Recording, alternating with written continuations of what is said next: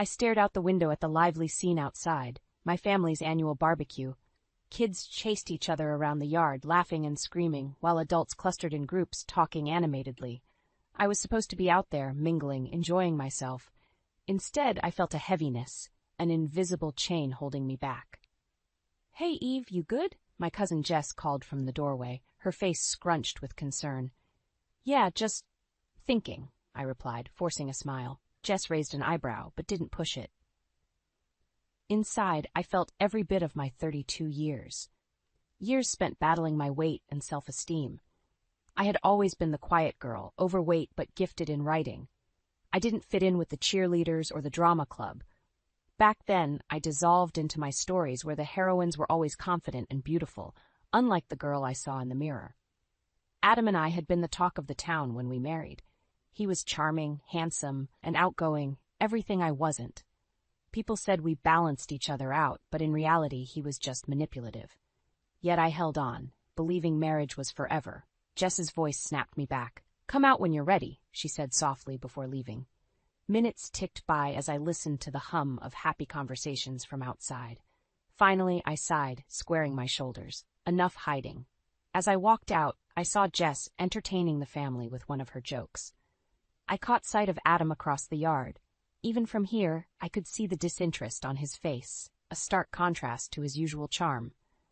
He was engaged in a half-hearted chat with Uncle George, nodding mechanically. I approached, our eyes meeting for a brief, uncomfortable moment before he turned his attention back to George. Shadows of our once-perfect relationship haunted me. Later that evening, after everyone had left and the house was eerily quiet, Adam and I stood in the kitchen tidying up. "Adam," I started, unable to keep the tremor out of my voice. "What is it?" He replied without looking up, rinsing off a plate. "Can we talk?" He finally turned to face me, a mix of irritation and boredom etched on his features. "Sure. What now?" This was it. My heart pounded so loudly I was sure he could hear it. "Adam, what's been going on with us? You've been so distant." He chuckled, but it was devoid of warmth. "Oh, now you notice?" "Of course, I notice," I snapped. "I'm your wife, remember?" He sighed dramatically, drying his hands before looking me in the eyes. "Evelyn, you disgust me." The words hit like a punch to the gut. What are you saying?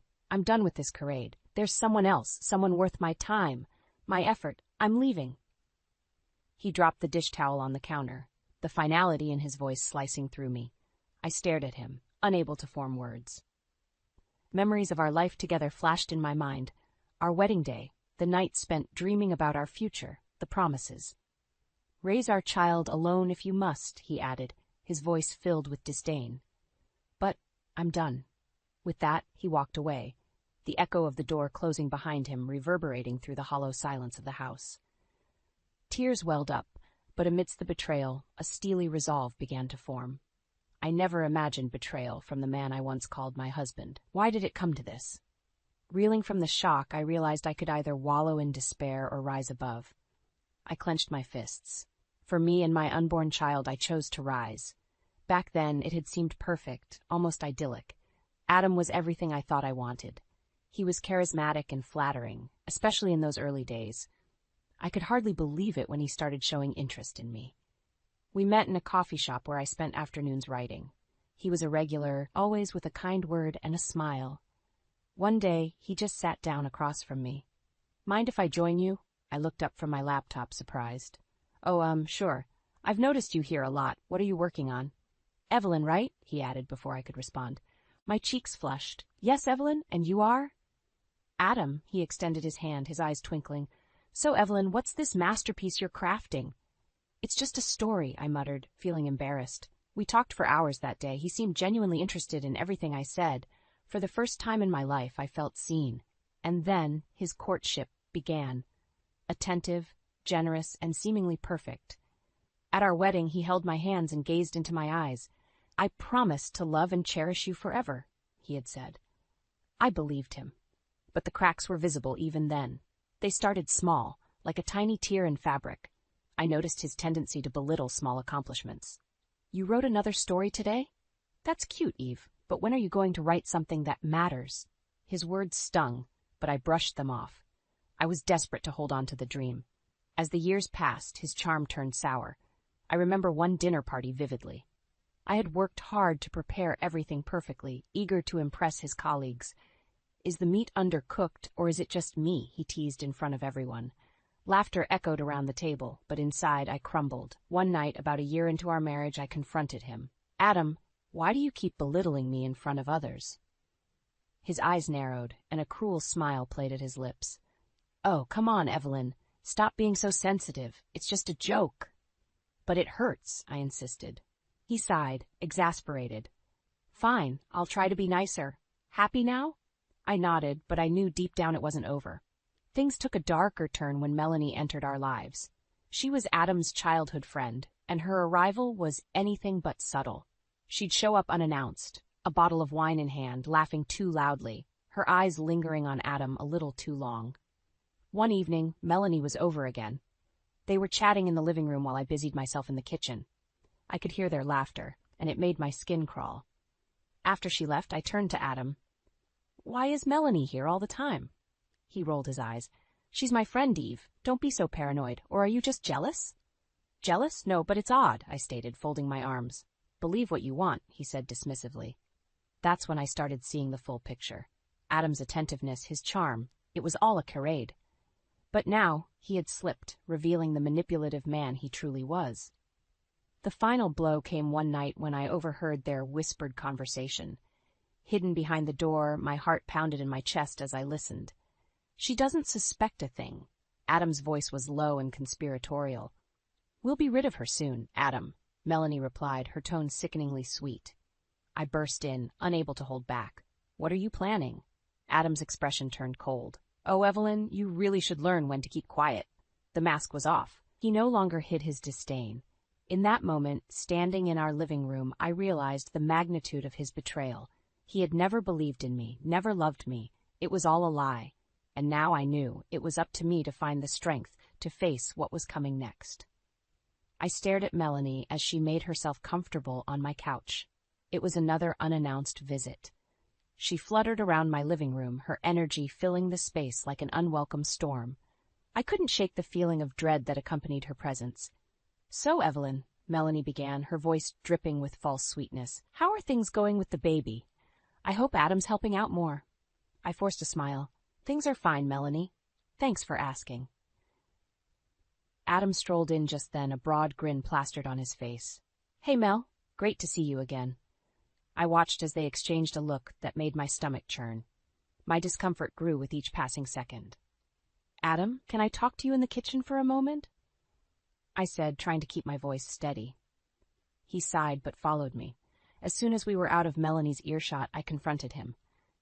"Adam, why is Melanie here all the time?" "She's just a friend, Evelyn," he said nonchalantly. "Why do you always assume the worst?" "Because she's overstepping," I replied, struggling to keep my voice low. "Just look at the way she's making herself at home." Adam rolled his eyes. "You're being paranoid. I invited her over.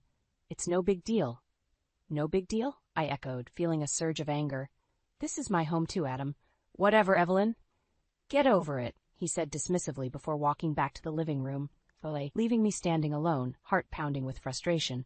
I returned to find Melanie giggling at something Adam had said. "Oh, Evelyn, you're back. We were just talking about the old days," she said, her eyes twinkling mischievously. I sat down, trying to maintain some composure. "That's nice." The evening dragged on, my unease growing with each passing minute. Finally, Melanie stood up, stretching like she owned the place. "Well, I should get going," she said, glancing at Adam. "Until next time." Adam walked her to the door, their laughter echoing through the hallway. As the door shut behind her, I turned to Adam with a determined look. "This needs to stop." He smirked. "You need to learn to relax. This jealousy is getting old." "It's not jealousy, Adam. It's about respect." "Respect?" he snorted. "You mean the respect you never earned?" I felt the sting of his words, but refused to back down. "You can't keep treating me like this. I can do whatever I want." He said coldly, "If you don't like it, you know where the door is." The finality of his words echoed in my mind long after he walked away. The next day, while Adam was at work, Melanie showed up again. "Hi, Evelyn. Just thought I'd drop by." Her intrusion made my blood boil. "Melanie, we need to talk." Sure, she said, flashing a Cheshire cat smile, settling on the couch like she owned it. Why are you here all the time? I demanded. Oh, Eve, no need to be hostile, she purred. Adam and I are just friends. I don't believe you. She leaned closer, her smile widening. You should. Or maybe you're just projecting your insecurities onto us. My fists clenched. This isn't about insecurity. It's about boundaries. Melanie's eyes sparkled with amusement. Well, if you can't keep your man happy, someone else will. That was it. Get out of my house, Melanie. She stood slowly, tauntingly. Sure thing, Evelyn. But remember, Adam invited me. After she left, I vowed to confront Adam again that evening. When he arrived home, I met him at the door. We need to talk. Now. Not this again, he groaned. Yes, this again, I snapped. Melanie won't stop unless you make her. He shrugged. Maybe she doesn't need to. I stared at him, stunned. His betrayal was now out in the open, ugly and undeniable. He wouldn't stop, and Melanie was more than willing to help him tear us apart. My path was clear. I had to reclaim my life, with or without him. I was in the kitchen, my hands trembling as I washed the dishes. Adam had just left for another meeting, the same lame excuse he'd been using for weeks. I couldn't shake the nagging feeling that something was off. Suddenly, voices from the living room interrupted my thoughts. I quietly stepped closer, recognizing Adam's voice. He was talking to Melanie. You know this won't take long. Adam's voice was low, almost conspiratorial. Do you think she suspects anything? Melanie replied, her voice laced with fake innocence. I pressed myself against the wall, fighting the surge of anger. This was it. Their masks were finally coming off. She's clueless. Adam laughed cruelly. Evelyn's always been too trusting. She actually believes we're just friends. Melanie giggled, a sound that crawled under my skin. It's almost too easy. Once she's out of the picture, we can finally be together. No more sneaking around. My blood boiled, but I needed confirmation. I needed to hear the depth of their betrayal.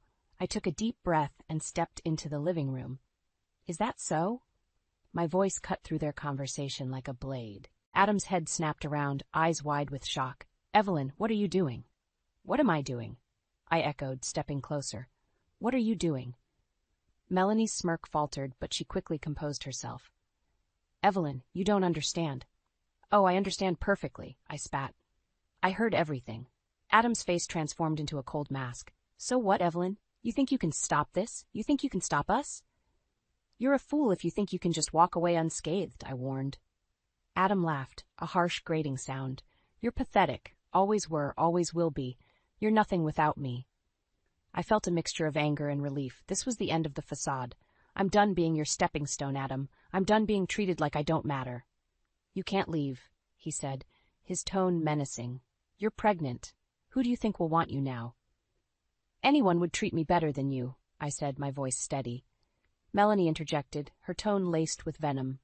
Oh, Evelyn, do you really think you can manage everything alone? Adam and I, we have plans, big plans. You're just a loose end. I looked at them both, seeing clearly for the first time. You two deserve each other. Adam's eyes narrowed. Get out of my house, Evelyn. I took a step back, swallowing the lump in my throat. This is my house, too, but you won't have it for long. Turning on my heel, I marched towards the bedroom, the sense of resolve boiling inside me. I grabbed a suitcase and started packing, fueled by a mixture of rage and determination. Minutes later, as I zipped up the suitcase, Adam appeared in the doorway.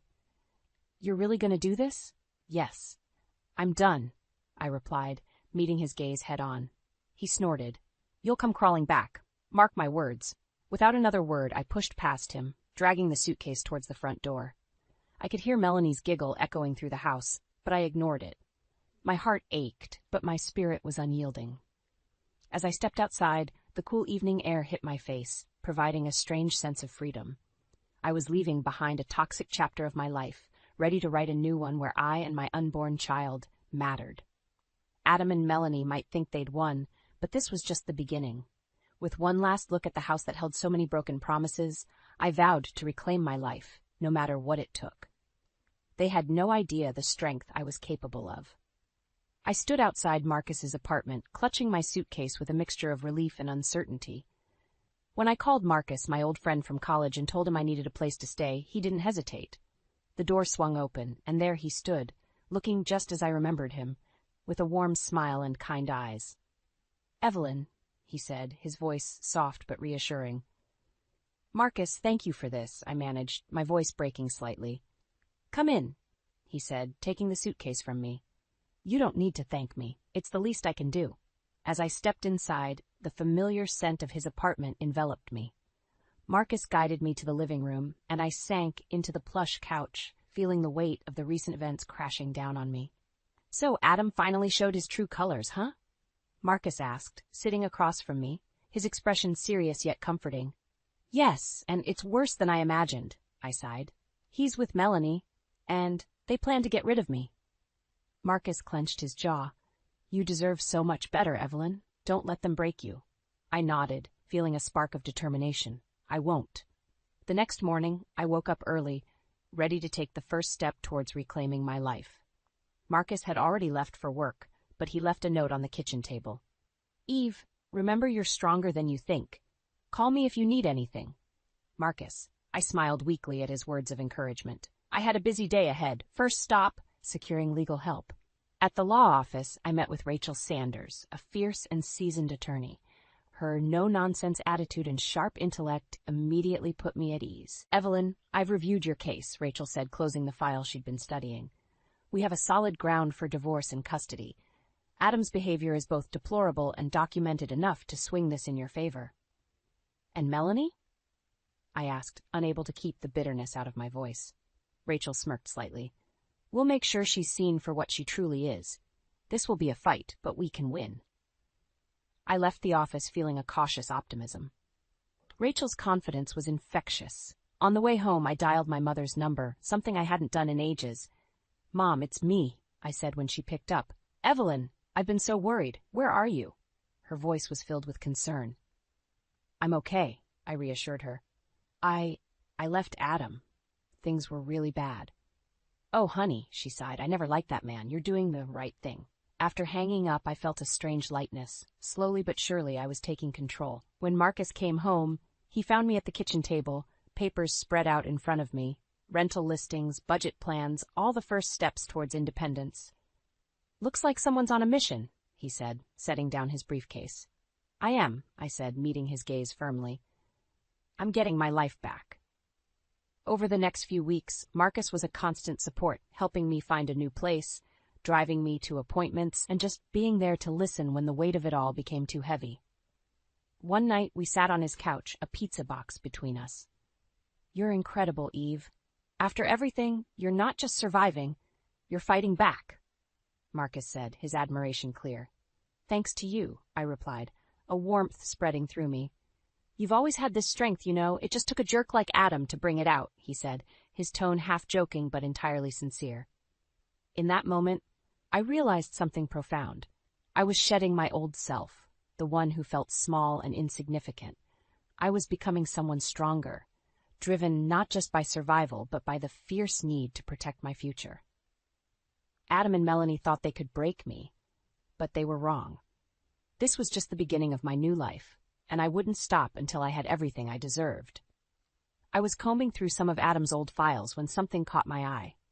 A document from his business labeled Urgent.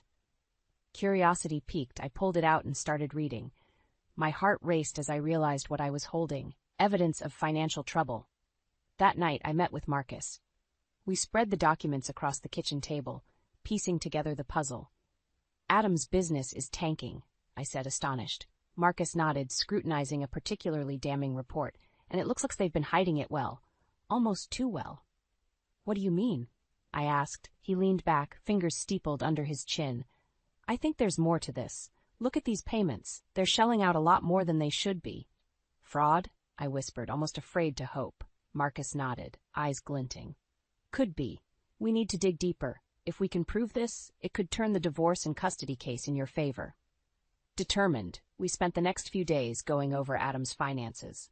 Sure enough, Marcus's tech-savvy skills uncovered irregularities. It was clear, Adam and Melanie were embezzling funds. Armed with the new information, I made an appointment with Rachel. Sitting across from her, I presented the findings. Rachel, look at this, I said, spreading out the evidence. Adam and Melanie are committing fraud. Rachel's eyes lit up as she sifted through the papers. Evelyn, this is gold. We can use this to turn the tables, but we need to act fast. She quickly formulated a plan. We'd present the evidence in court, aiming not only to secure the divorce and custody, but to expose Adam's criminal actions. On the day of the hearing, I felt a rush of nerves. Marcus squeezed my shoulder reassuringly. "You've got this, Evelyn."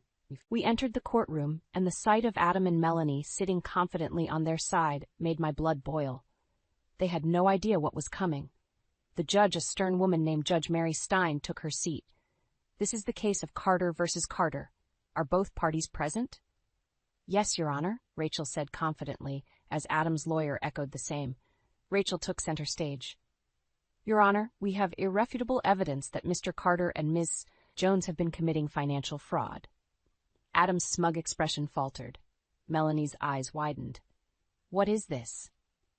Adam blurted out, but was quickly silenced by his lawyer. Rachel presented the documents, and the judge reviewed them carefully. "This is highly incriminating, Mr. Carter. What do you have to say for yourself?" Adam's lawyer stammered, trying to formulate a defense, but it was clear they were cornered.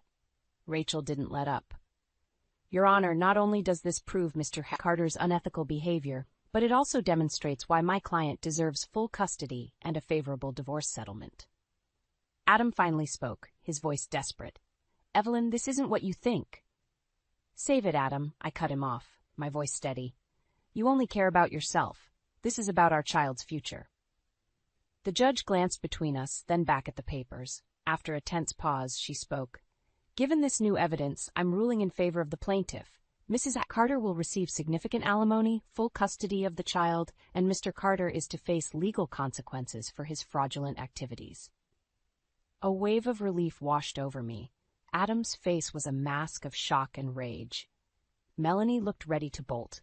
After the hearing, Marcus and I walked out of the courthouse. "You did amazing," he said, his pride evident. "We did it," I corrected, feeling lighter than I had in months. Back at Marcus's apartment, we celebrated quietly. This was a victory, but it was just the beginning. There was a sense of justice, of karma, finally catching up to Adam and Melanie. They had underestimated me, but now they knew. I was no longer the woman they thought they could break. When the judge's gavel hit the desk, the finality of it echoed in my mind. Adam's face turned a shade of red I hadn't seen before. Melanie stood next to him, whispering angrily. The courtroom slowly emptied, but Adam approached me, rage burning in his eyes. "You think you've won?" he hissed, stopping inches from my face. I stared back calmly. "I don't think, Adam. I know." "Don't be so sure," he spat. "You'll regret this." Just then, Marcus stepped forward. "She's done regretting things. You lost, Adam. Accept it." Adam snarled but turned away, pulling Melanie with him. As they stormed out, Marcus and I exchanged a relieved look. This part of the battle was over, but there was still rebuilding to do. Weeks went by, and I was settling into my new apartment. It was modest but mine. Marcus was a frequent visitor, always handy with a toolbox or comforting words. One evening, just after putting away groceries, the doorbell rang. I opened it to find Melanie standing there, looking disheveled and desperate. "What do you want?" I asked, not bothering to hide my disdain. "I need to talk," she said, her voice shaky. "Please, Evelyn." I hesitated but stepped aside. "You have 5 minutes." She stepped in, glancing around nervously. "Adam's falling apart, his business, everything. It's all crumbling." "Sounds like karma to me," I crossing my arms. "He's been blaming me," she continued, ignoring my comment, "saying it's my fault that I lured him into all this." I raised an eyebrow. "Maybe there's some truth there." "You don't understand," she pleaded. "He's lost it. He's threatening me now. I don't know what to do." I sighed. "You're reaping what you sowed. You both made your choices." "But I didn't think it would end up like this," she said, tears spilling. "I was wrong. Can't you see that?" I took a deep breath. "The damage is done, Melanie. You hurt me in ways you can't even begin to understand, but I won't help you. You're on your own." She nodded, defeated. I had to try. As she left, closing the door behind her, Marcus emerged from the hallway. "Everything all right?" "Melanie," I said simply. "She's scared. Adam's turned on her." Marcus shook his head. "Typical. He's always been like that, only loyal to himself." "I just want this chapter closed," I said, sinking into the couch. "And it will be," Marcus assured me. "You're almost through it, Evelyn, just a little more." That night, I slept peacefully for the first time in months. The storm of Adam and Melanie was losing its power over me. Months later, the full reckoning came. Adam's fraudulent activities were more extensive than we initially discovered. He faced significant legal consequences. Marcus and I watched the news together, seeing Adam led away in handcuffs, his once smug face drawn and defeated. "Justice," I murmured. "It's about time," Marcus said, his hand finding mine. We turned the TV off and sat in comfortable silence. "Evelyn," Marcus began, breaking the stillness, "there's something I've been wanting to tell you." I looked at him, curiosity piqued. "What is it?" His eyes held a tenderness I hadn't seen before.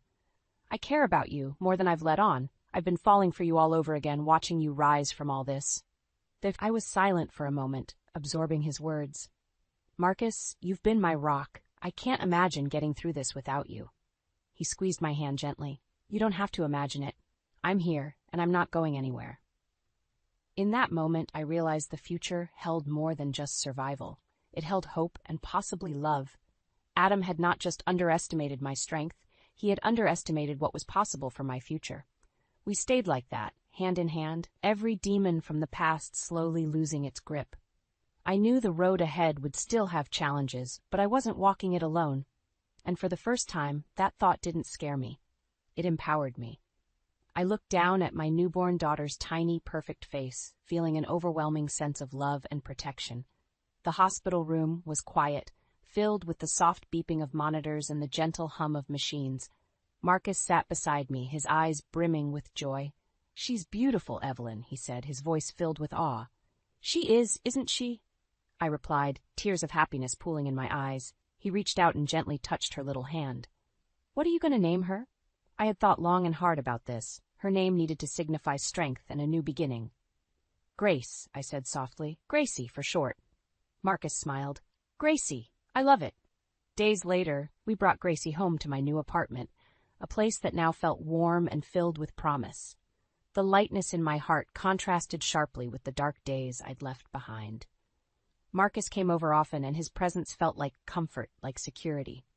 One evening, as we were settling Gracie down to sleep, Marcus turned to me, a serious expression on his face. "Eve, there's something I need to ask you." I nodded. "Go ahead." He took a deep breath. "I've been thinking a lot about us, about Gracie. You know I love you, but I also want to do more than just support you. I want us to be a family." My heart raced. "Marcus, are you asking?" "Yes," he interrupted, a smile forming. "I'm asking if you'd consider taking our relationship to the next level, marriage." I was taken aback, but in the best way possible.